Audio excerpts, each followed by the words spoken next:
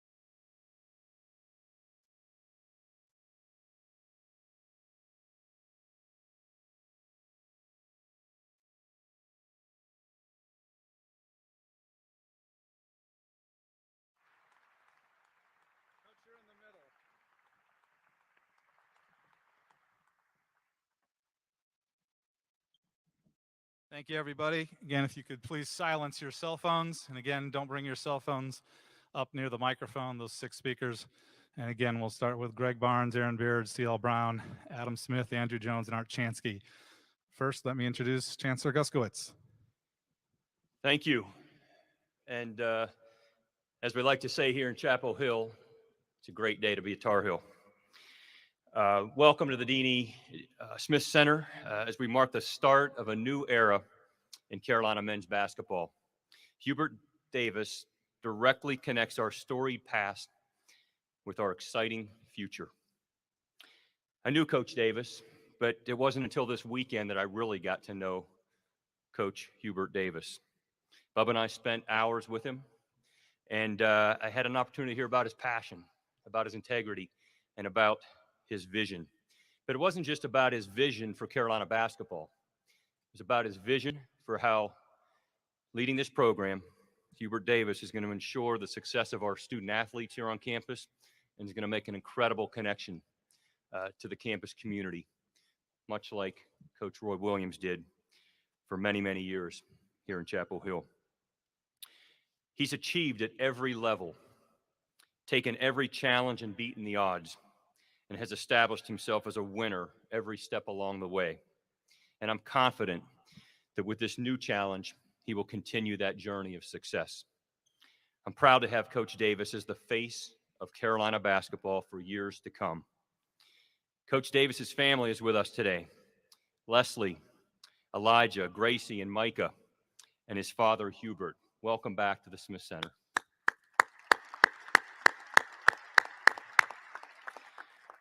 We know that Coach Davis is going to need you for every step along the way. And Coach, you epitomize the best of Carolina basketball. I didn't think it was possible for me to feel more passionate as a Tar Heel, but after talking with you this past weekend, you inspired me. So with that, I can't wait to see what the future holds, and I'm going to pass it off to Bubba Cunningham. Thank you, Chancellor. And what an honor to talk a little bit today.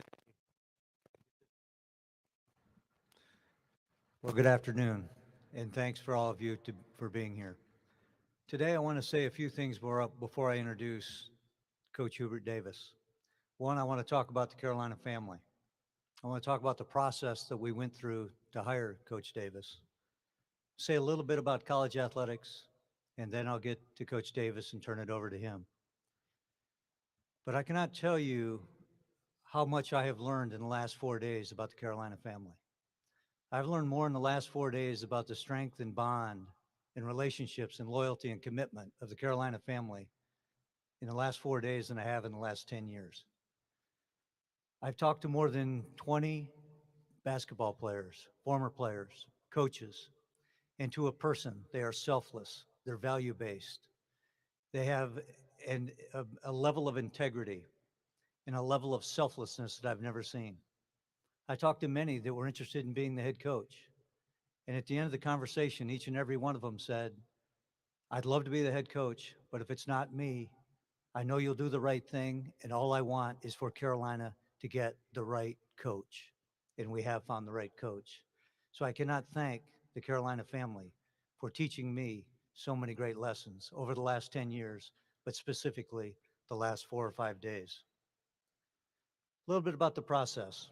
I mentioned last week that the Chancellor and I were going to do the search ourselves and not have a search firm. And we did not have a search firm, but we weren't the only two that were taking a look at the various candidates. In addition to the two of us, I had 8 members of my staff that also interviewed candidates along the way. And many of the Carolina folks that I've mentioned previously also looked around the country and helped me identify additional candidates, other people that were interested in the job, and allowed us to have a broad view of who would be the right person to lead us right now. And again, we came back to Coach Hubert Davis. We had a number of internal candidates, a number of external. We had a lot of people involved, and we were allowed to do this because of the strength of our Board of Trustees. Richard Stevens, the chairman of the board, was informed along the way, and he gave us the latitude to do a very quick and efficient search, but with the right governance process in place. And I cannot thank he and the entire board for their assistance along the way. A little bit about college athletics. College athletics is really changing right now. Last week, we were in front of the Supreme Court on issues associated with what resources are appropriate for student athletes. We have state laws that are being passed. We have NCAA legislation that's changing daily. We don't know what the future of college athletics looks like, but I do know what the values and principles are at the University of North Carolina. We are based on education. We are based on providing opportunities for students to come to the university, get a degree, and then pursue whatever passion they want. Whether they play professional sports, which we hope every one of our basketball players has that ambition that they play professionally. We want them to have those choices and those opportunities. But we are committed to providing them an educational experience. We're committed to providing educational experiences for all of our students. We're proud of our 28 teams, our 800 student athletes. Every last one of those students, every last one of those teams, and we want to maintain those. We are also proud of winning. We call ourselves the University of National Champions, and that's for a reason. We want to win, and we are committed to winning. And when I started to look at the attributes of what it took to lead this program, given this environment and this set of students that we have on our campuses today, it led me to Coach Hubert Davis. And Hubert has been an assistant coach for 9 years. And I think oftentimes his personality, his passion for this place and for this job have been obscured because of a legendary head coach. But in the last 4 days, that became incredibly evident to me that he is the right person to lead our program right now. And when I think about him personally, I think about his family. And I think about who he is, and he personifies servant leadership. Many of you have heard the stories about Coach when he was a high school player and was under-recruited. And he came to the University of North Carolina not to prove anybody wrong, but to do the very best he could possibly do. And he certainly achieved that. But his servant leadership started at a very young age. Some of you know, some of you don't, but his mother got cancer when he was 15.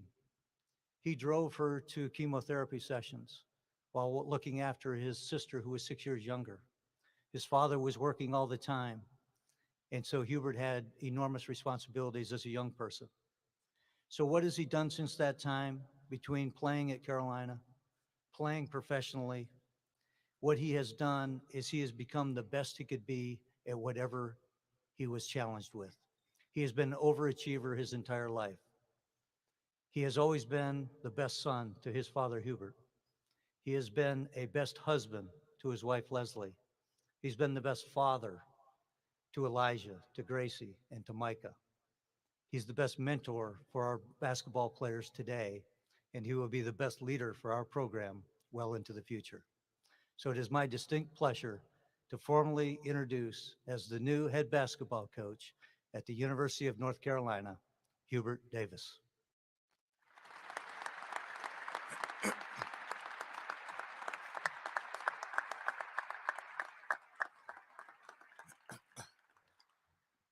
I told Bubba yesterday that I'm an emotional guy, and that I'm gonna need more than a tissue. I'm gonna need a beach towel, because that's just who I am. First of all, I just wanted to thank Bubba and the Chancellor, and Bubba talked a little bit about it, but I wanted to thank you for giving me this opportunity and chance. That's just a big deal to me. I had always wanted to be here at Carolina. You know, growing up, I had always wanted to walk out of that tunnel. I always wanted to put on that uniform, always wanted to play for Coach Smith, always wanted to play on this floor, always wanted to get an education here. I wanted to be a part of this community. I wanted to be a part of this history. Being a part of this program was a big deal to me. My uncle was an All-American here from 74 through 77. And even though that I grew up right outside of Washington, D.C., the first time that I set foot on this campus, it just felt like home. This is where I wanted to go, even from a young age. Bubba touched on it a little bit. My experience in recruiting was a lot different than most of the guys that are currently on the team. I wasn't a McDonald's All-American. headed into my senior year, I had two scholarship offers. One, George Mason, which was coached by Rick Barnes at the time, and George Washington, which was coached by John Custer, who was a former UNC player and a teammate of Uncle Walt. Virginia came in late, and I was interested in playing for Coach Holland and Coach Odom. But where I wanted to go was North Carolina. I remember Coach Smith and Coach Williams coming to my home for an in-home visit. And it was different because Coach Smith in my living room told me and my dad that he thought that I should go to George Mason or George Washington. He didn't think that I was good enough, athletic enough, quick enough to be able to play right away at Carolina. And he felt like, one, if I went to those other places, I would have a better chance to play. And then number two, because of the relationship, the great relationship that he had with my family, he didn't want that jeopardized because I didn't have the same type of experience or success that my uncle had. And I remember at 17 years old telling Coach Smith and Coach Williams, you might be true. You might be right that I can't play at this level, but you wouldn't know for sure unless you gave me a chance, unless you gave me an opportunity. And then I also told them I wanted to come here. This is where I wanted to get my education. This is where I wanted to get my degree. And Coach Smith and Coach Williams left my house and I did not get offered. And I thought my chance and my opportunity wasn't going to happen. And then 2 days later, Coach Smith gave me a call on the phone and he says, I thought a lot about what you said and I'm going to give you that chance and that opportunity. And I committed to Carolina on the spot. And because Coach Smith and Coach Williams gave me that chance and that opportunity to come here, everything significant in my life has happened here. This is where I played basketball. This is where I got better. This is where I went to school and graduated with a criminal justice degree. This is where I met the best friends of my life here. This is where I became a Christian. This is where I fell in love with my wife. This is where I bought my first house. This is where my wife and I got married. And in 2004, when I decided to retire from the NBA, we could have lived anywhere we wanted to in the country. And my wife and I decided to raise our three unbelievable, beautiful children here in Chapel Hill. You know, the last 9 years coaching under Coach Williams, it hasn't been a job at all. It's been missionary work. It's been an act of service. And I've been so honored and privileged and appreciative of being able to be in this role and being able to have a front row seat to help these kids out every day, be the best that they can be on the floor, the best in the classroom, and the best off the floor so that whenever they leave here, they're ready to go out into the real world and thrive. 9 years ago, Coach Williams gave me another chance and an opportunity. I was working with ESPN, and out of the blue, Coach Williams asked me to be a part of his staff. I've never told Coach Williams this story. Every time that I played, whether it was high school, college, and the NBA, when I ran out of the tunnel, I always looked for my dad. I just needed to see where he was sitting, and I just needed to make sure that he was in the stands. And the reason being is because irregardless of what happened on the floor, whether I shot the ball well or played well or I didn't play well at all, it was just comforting to me to know that I had at least one person in the stands, irregardless of how I played, he was on my side. That's the way that I felt about Coach Williams. Every time that, and he doesn't know this, every time that he walked through the office, I took a deep breath because I just felt settled because everything was going to be okay because Coach Williams was there. He's the greatest coach that I've ever been around.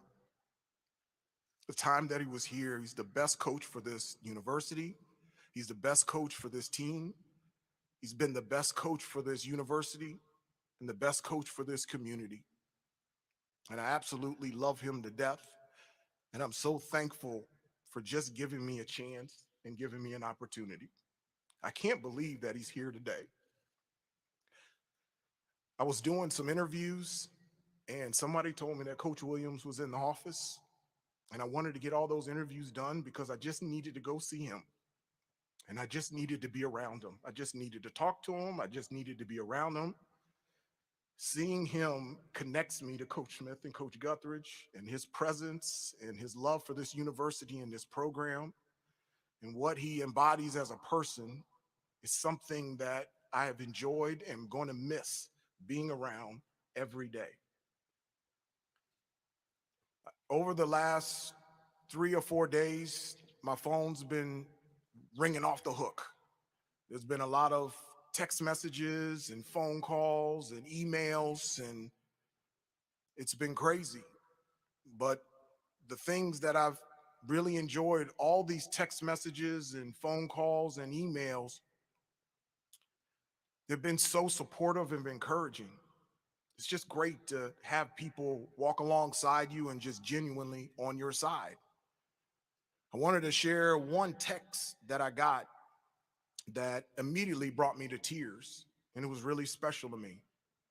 Right after Coach Williams had his retirement press conference, one of the first people that texted me was Coach Larry Brown.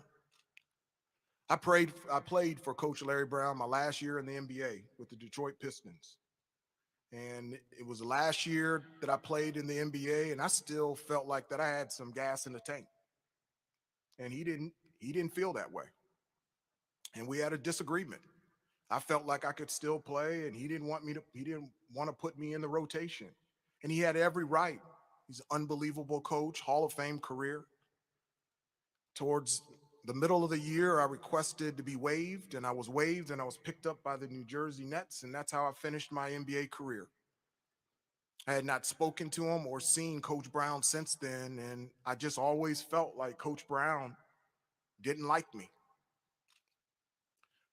After Coach Williams did his retirement press conference, he texted me and said, "Hubert, I just wanted to let you know I would love for you to be the next head coach at the University of North Carolina," and that Coach Smith, the idea of that happening would put a smile on his face. And I just immediately started crying. I gave the phone to my wife and I said, "Read this." And I said, "I thought he didn't like me." And to me, that's just the perfect example of what this place is all about. There's so many people that use catchphrases and different words to describe the togetherness and the closeness of a program. North Carolina is the standard. There's nobody that has family, nobody that's an example of togetherness and family than here at North Carolina.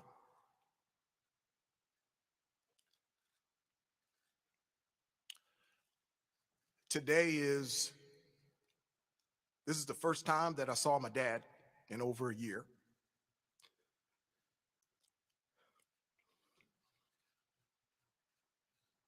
Because of COVID, he just didn't feel comfortable leaving home.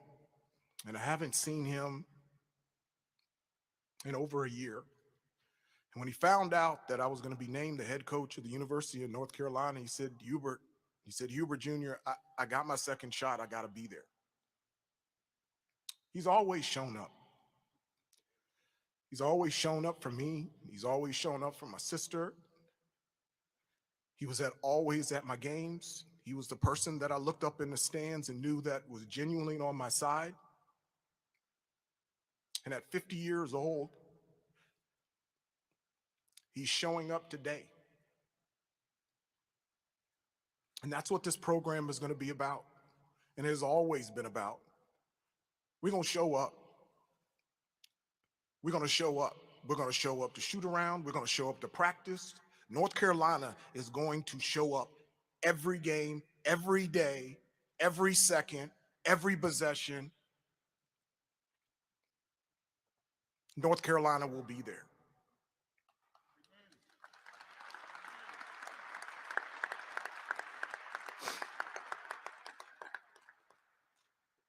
And so I want to thank Bubba and the Chancellor for giving me this chance and this opportunity.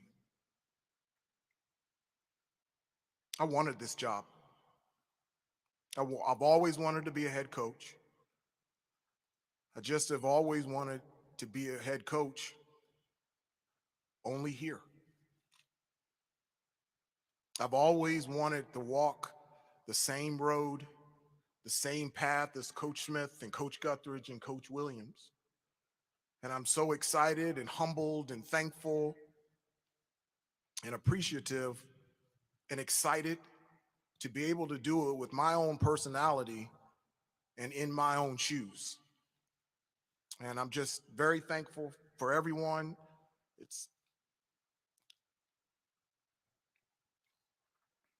And I'm ready to go. Thank you.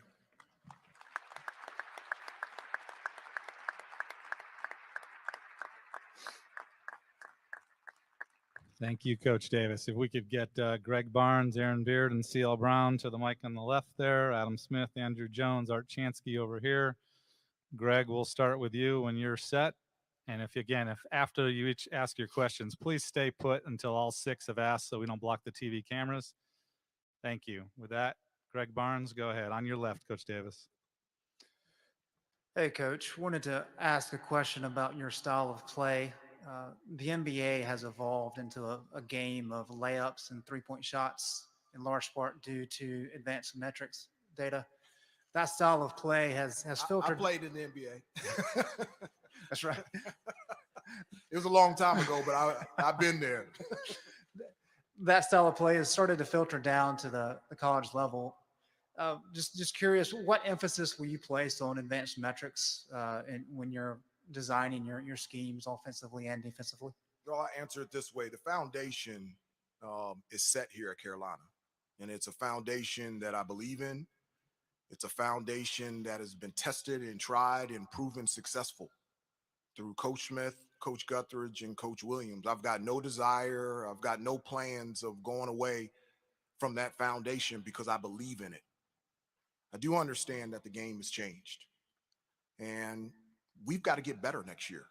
Plain and simple, period, the end. The guys, the returning players, and I've talked to them. In order for us to be successful and be able to achieve the team goals that we need and also the individual goals and hopes and dreams that those guys have, this summer is huge for them to significantly get better. We've got to get better with the transfer portal and bring in big-time players that have a vision of wanting to be a part of this program, wanting to be a part of this history, and wanting to be big-time players here on the floor. And so, yes, things have changed, but Carolina has been tested and tried and perfected and been proven successful through all the years. And the way that we will play will be the Carolina way, and it will be successful even now. On the right, Andrew Jones. Coach, you've articulated basketball. You've articulated your basketball associations here at North Carolina, but you have pretty extensive, impressive list outside of North Carolina with Coach Riley, Coach Brown, all the people that you dealt with in the NBA. What did you learn from them that is kind of consistent from what you learned here in North Carolina that kind of personifies greatness that you'll take with you and apply toward this job? Well, that's one of the things I'm very thankful for. You know, obviously that I had the experience of playing here for 4 years under Coach Smith and Coach Guthridge, and the experience on and off the court from them, the 4 years that I was here was invaluable. But I'm very thankful and blessed to have experienced other things as well. You mentioned I played for Pat Riley for 3 years. Can't ask for a better coach. There's so many things in terms of with him, the preparation and the process that you have to have, and just to have a chance to be successful. Played for Jeff Van Gundy, played for Don Nelson. I'll tell you one story with Don Nelson. He was my coach with the New York Knicks, and he's also was my coach for the Dallas Mavericks. When he was named the head coach of the New York Knicks, at the time I was a starter. And my first conversation with Don Nelson was, "You never will play for me." He says, "I know you can shoot the basketball, but I need a basketball player." He said, "I don't need anybody that just wants to shoot. I need somebody that can defend, rebound, handle the basketball.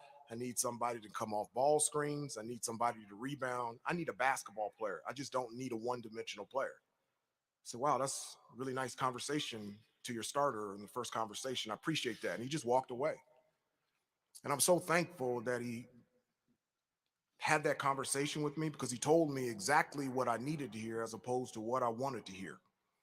And what happened was I started working on my ball handling. I started thinking about rebounding. I started playing better defense. I started working on my post-up game. I started to become a player. And because of him, the last 4 years that I was in the NBA, I played point guard. And that wouldn't have happened if he didn't challenge me there. I played for Doug Collins. I played for Larry Brown. I played for Rick Carlisle. The players that I played with.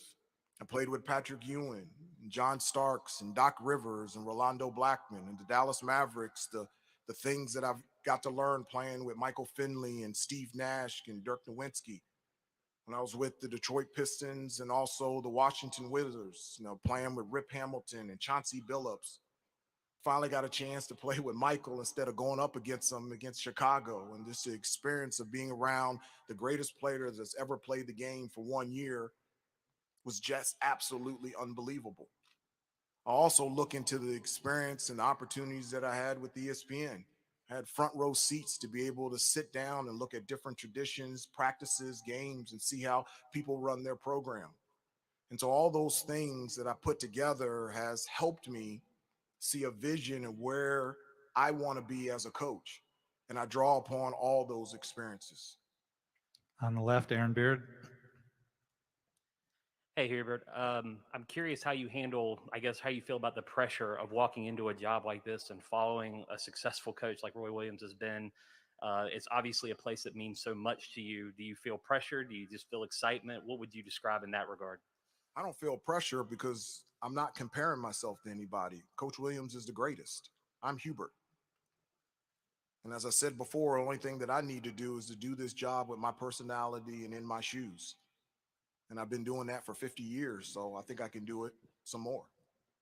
I don't have a problem with that. And yes, this job brings pressure. Yes, this job brings anxiety, but I played here. I played 12 years in the NBA, 7 years with ESPN, always on TV on game day, and was 9 years here as an assistant coach. And so all those experiences have prepared me to walk this path with humbleness, excitement, joyfulness, and determination. Okay, over here on the right, Adam Smith. Hubert, when you talk about the experiences over the last 9 years here, what sort of mental notes did you take along the way that you might have thought this could prepare me for this moment? And also, if I can add to that, you talked about feeling settled when Roy walked in the office. What do you think you'll feel with him not being around?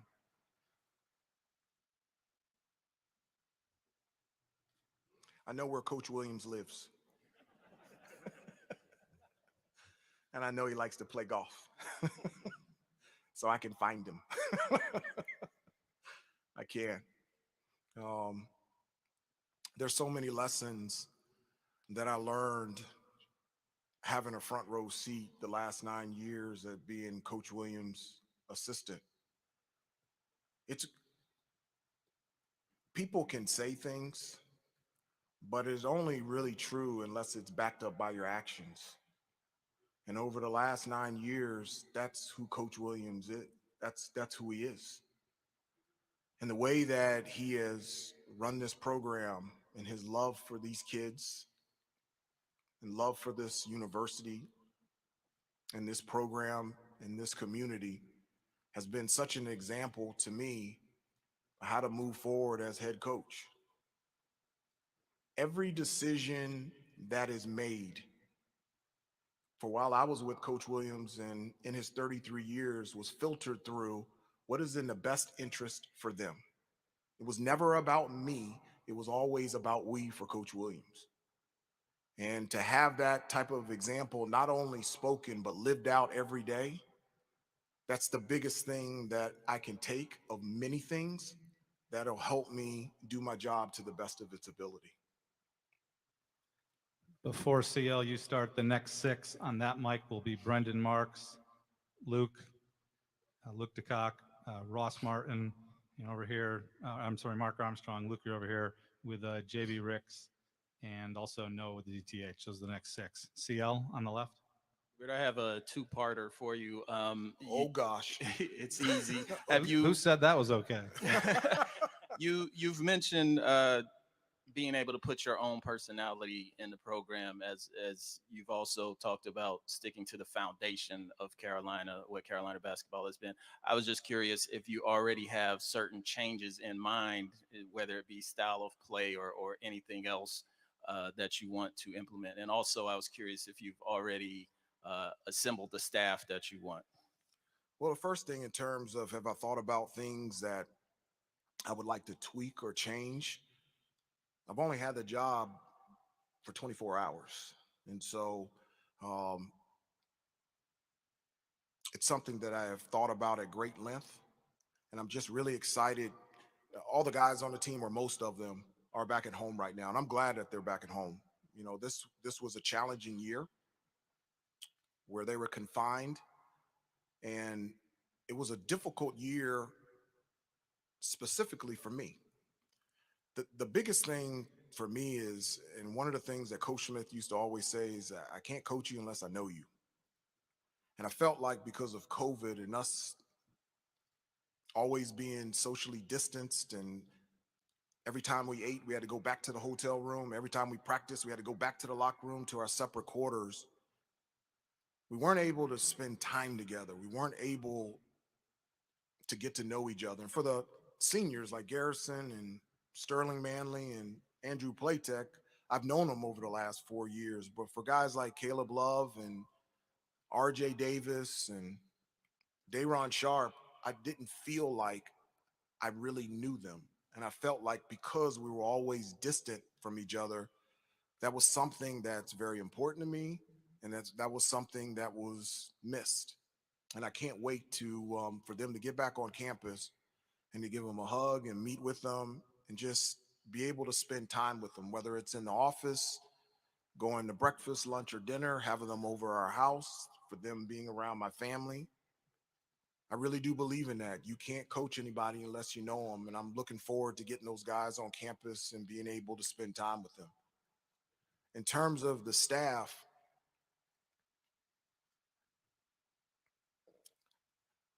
you can't do this job unless you're a Carolina guy. It's impossible. You can't coach here, you can't recruit here, you can't work here unless you have been here, you've experienced it, you have lived it. And so in terms of the staff, it's all guys that have experienced this place and believe it and have the passion and the desire that all of us have for this university and this program and these kids in this community. One of the things that I desperately want to do in terms of a staff is I want to connect the generations. I want to have guys on staff that played for Coach Smith. I want to have guys on staff that played for Coach Guthridge. And I want to have guys on staff that played with Coach Williams. I want to be able to connect all those, because I think bringing all those coaches together is what makes Carolina Carolina. And so in assembling a staff, that is the number one thing that I'm thinking about. You got to be a Carolina guy. And I want an example from every one of the coaches that have meant so much to me, but has also meant so much to this program. Or on the right, Art. Hey, Hubert, congratulations. Thank you. I've heard you say a couple of times how much you've learned um, by your years in Chapel Hill, and one of the things was that you became a Christian, and that I think goes back to Coach Smith being so spiritual. Can you briefly talk about your faith and how that plays into your family and your job now? Yeah, that's the most important thing to me. My faith and foundation is firmly in my relationship with Jesus. He just is.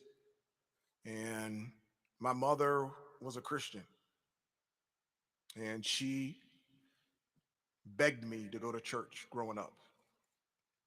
And I didn't want to go. I wasn't interested in it.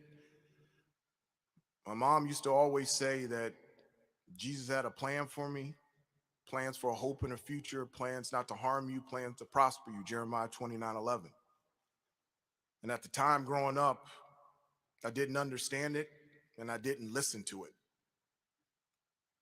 And when my mom passed away 2 days before my junior year of high school, I grew a tremendous hate towards God. And for the 2 years that I was here at Carolina, the same way. And the reason being is I just couldn't understand all the things that my mom was telling me about Jesus loving me and having a plan and a purpose for me. And I didn't understand any reason why he would take away my mom. I'm 50 years old, and I miss her more now than I did when I was 16 when she passed away. She didn't get to see me run out of that tunnel. She didn't get to see me play here. She didn't get to see me drafted. She didn't get to see me play in the NBA. She didn't meet my wife. She wasn't at our wedding. She hasn't been with my kids. She's not physically here today. And one of the things that Coach Smith used to do was to make all the freshmen go to church. And as I went to church, only because Coach Smith and Coach Guthridge encouraged me to go to church, I started to understand what my mom was talking about. Started to understand the sacrifice that Jesus has made for me and how much he loves me. And 2 days before my junior year of college, I became a Christian. And instead of being upset that Jesus has taken away the most beautiful person in my life and my mom, I'm thankful every day that he gave me the best mom that I could ever have for 16 years. She's here. She's here. She's here every day. The way I try to treat my wife, she's here every day. The way I try to treat my children. And so my faith in Christ is the foundation of who I am. And when I say that I will walk this path in my own shoes and my personality, my own shoes and my personality is my faith. We're going to have time for the next round of 6 people plus 1 that I'm taking from online. So if you folks 6 could sit down and bring up Brendan Marks, you'll start over here. Mark Armstrong, Ross Martin over here, Luke DeCock, Noah from the DTH, and JB Ricks over here. I have one question online while they're transitioning. Coach Davis, if you would speak to your feelings of being the first Black head coach at UNC men's basketball, and then have you had an opportunity to speak to Charlie Scott, the first Black scholarship basketball player at UNC? I have not, and I just, before I came down here, I had a note on my desk saying that he called, and I'm so looking forward to giving him a call and having a conversation with him. It is significant, Steve. It's significant that I'm African American and I'm the head coach here. It's significant. I know that in terms of Division I head coaches all around the country, only 26% of the head coaches for Division I men's basketball are compromised by minorities, specifically African Americans. I know that it is significant that I'm the 4th African American head coach in any sport in the history of the University of North Carolina. I'm very proud to be African American, but I'm also very proud that my wife is white, and I'm very proud that my 3 beautiful, unbelievable kids are a combination of both of us. Over here on the left, Brendan Marks. Hey, Coach Davis, congratulations. Thank you. You mentioned yesterday on your first interview on ESPN that yesterday was an exciting day, but it was also an emotional day. And I'm just wondering if you can give us a little more insight into the emotional roller coaster you've been on, not just yesterday, but in the past 4 days since Coach Williams' retirement, how you've sort of managed the emotions from that day to sitting here now and being introduced as the new head coach. Well, as I said before, and I think you can tell that I am an emotional guy, and it means something to me because it's about relationships. It's about time spent with one another, and the relationship and the time spent with Coach Williams, not just in this 9 years, the time where he was recruiting me out of high school. I also played for Coach Williams in the World University team in 1991, and he was one of my coaches, and we won a gold medal in Sheffield, England. And on the team was Bobby Hurley. Can you believe it? The Duke and North Carolina guy in the backcourt. He passed the ball to me, so that was good. And it has been emotional from so many different ways of not wanting Coach Williams to retire, to seeing how hard it was for him, to be also excited for him to be able to spend more time with Mrs. Williams and his children and his grandchildren. It's emotional with the players. As I said before, having a front row seat, just having a chance to help them out every day so that they can be the best, be the best that they can be in the classroom and on the court and in the community is emotional. Thinking about my kids and my wife and how life will change with me taking this position. And where that comes from is relationships. It comes from time spent with each other. And I like that. You know, one of the things that there's two types of celebrations. You know, when a guy hits a shot or does something, there's a celebration where you're trying to get attention. Say, this is me, me, me. And there's also a type of celebration that you just have so much joy and excitement for playing a game that you love. It's just coming out. The first one, I don't condone at all. The second one, you got to have. You have to play with emotion. You have to play with a will and a want to and a careness to be the best that you can be at everything that you can do. You can't take a play off. You can't take a practice off. You can't take a possession off. Your preparation and your process has to be at the top level every day, locked in to put yourself in a position just to possibly succeed. And you can't do that absent of emotion. And that's something that I believe in. And that's something not only do I believe in this role and with this team, this is something that I believe in every part of my life. Over here on the right, Luke.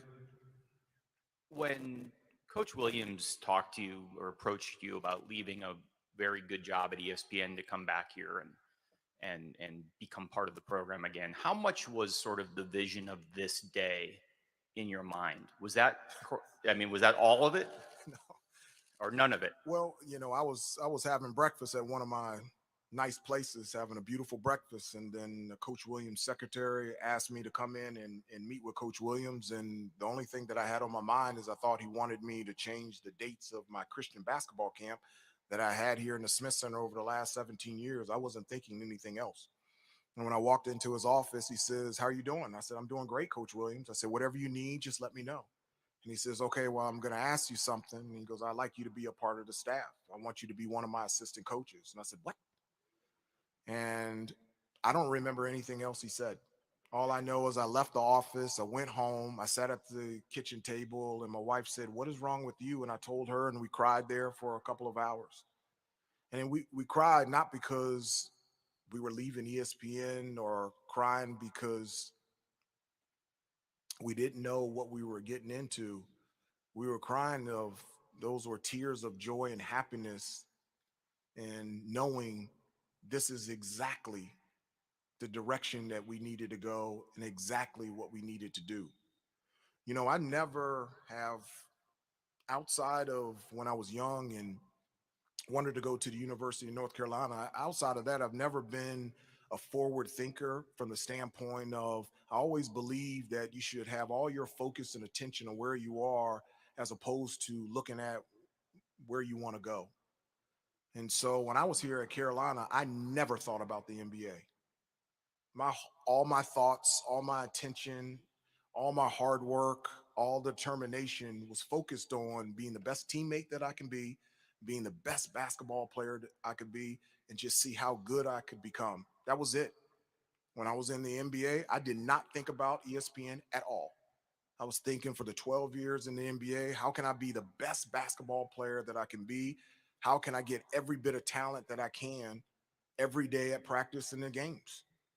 When I was with ESPN, I never thought about being an assistant coach here at North Carolina. I was just trying to be the best TV analyst that I could be and make sure that I showed up every day at work.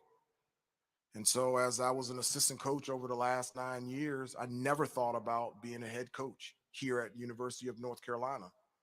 And when coach started talking to me about him retiring and his desire and hope for me to want this job, I started thinking about it. And every time that I started thinking about being a head coach of the University of North Carolina, I had a big smile on my face. I was happy, joyful, excited, humbled, and I was ready to go. And so I can't take the smile off my face and how determined and excited and thankful I am to be in this position. Okay, we have 4 more questions. Ross Martin on the left. My question is about recruiting. We know you want the best players and the best possible fit for Carolina, but what qualities do you think you bring to the recruiting trail? What changes do you foresee in recruiting in this era of basketball? And what have you learned over the last 9 years that's going to help you in recruiting moving forward? Well, one of the things that I think something that is different is my decision to come here to the University of North Carolina is because I wanted to be a part of this program and this history. I wanted to be a part of this place. And I really believe that sometimes kids are making a decision based on where they think it's the best place to serve them. And I'm the exact opposite. Picking a place where that you think that you can serve. I want everybody to have the same experience that I had at Carolina. I did. My experience here was great. But even though that my experience here was great, it wasn't absent of cloudy days, thunderstorms, rainy days. The reason why that I had a great experience in the midst of hard days, challenging days, rainy days, and cloudy days was because I knew that this is the place that I wanted to be. The place that I wanted to be coached, the place that I wanted to be to get better, the place that I wanted to be to grow up, the place that I wanted to be the best person and the best basketball player that I can be. And that's what I want. Everybody, we want talented players. We want big time players that want to play at the highest level, at the highest stage, and this is the place to be. But I also want players that want to be here. So whether you're here 1 year, 2 years, 3 years, unpack your bags and let's get ready to go. Because this place is too special to be thinking about someplace else other than giving your full attention here. And there's a number of kids that will want that chance and would want that opportunity. And I want them here at UNC. On the right, JB. Hey, Coach Davis. First and foremost, congratulations on this amazing opportunity.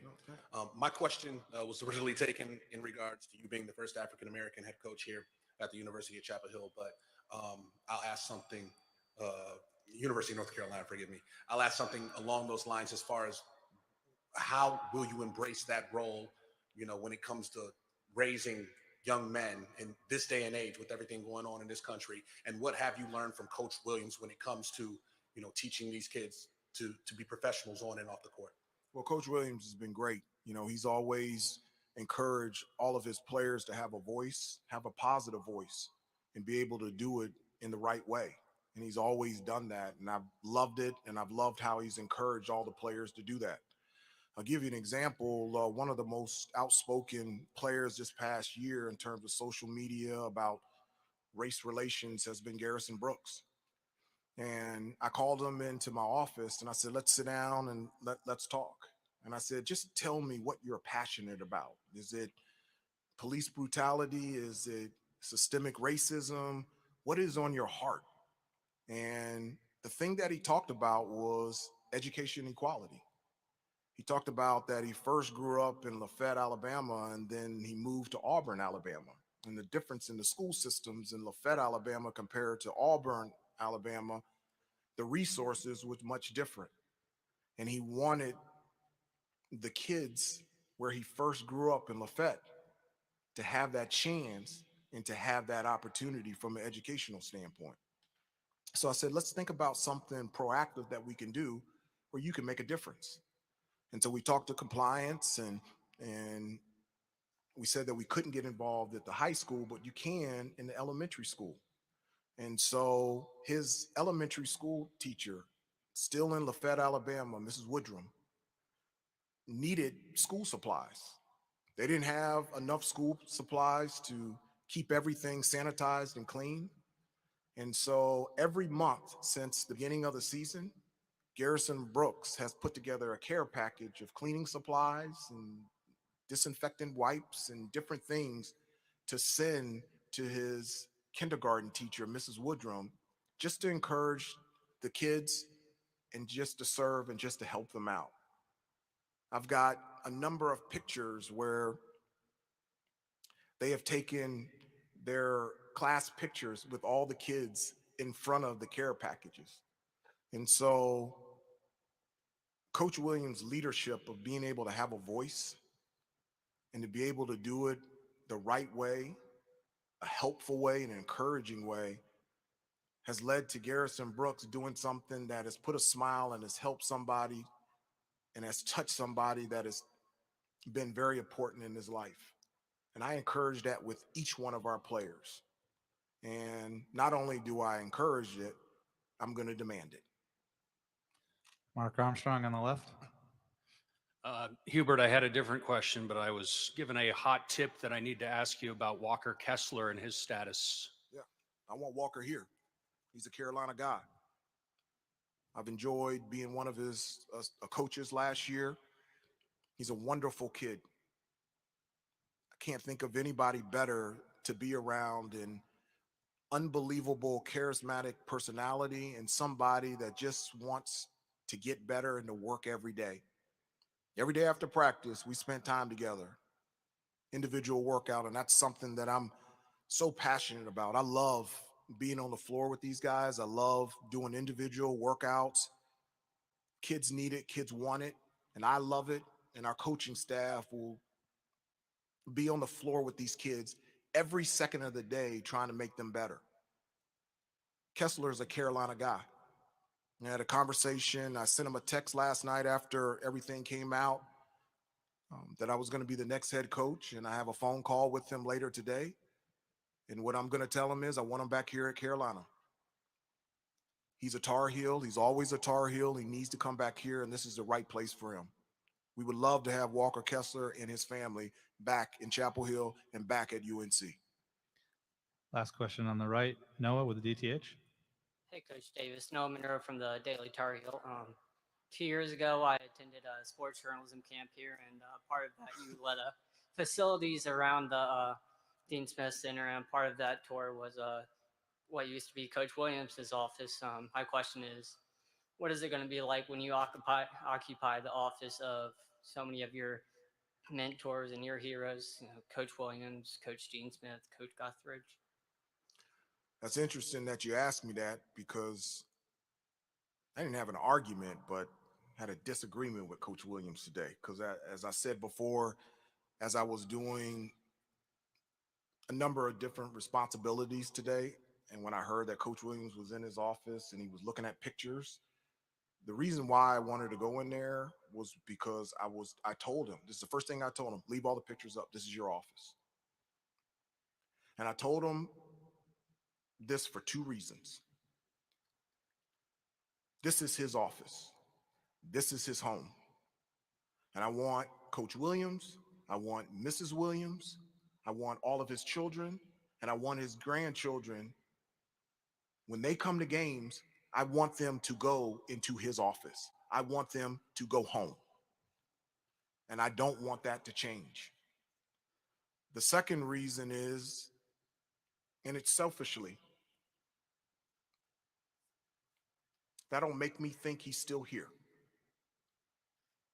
And I remember coming back in the summer, and Coach Smith's office was in the basement. And I didn't like that. I wanted him to be in the office. And I don't like the idea of Coach Williams, me being in his office. I want him to come back. I want him to sit in his couches, in his chair. An office is an office. I've had my office for 9 years, and I've really enjoyed it. It's beautiful. It's more than what I need. There's a phone in there. There's a desk. There's a couch. There's a TV. Everything that I need is supplied there. And another thing that I need is the presence of Coach Williams around me. It's just something that I want, and it's just something that I need. Coach Davis, Chancellor, Bubba, thank you very much. Very much, everybody. Thank you for being here. Appreciate it on short notice. Have a good day.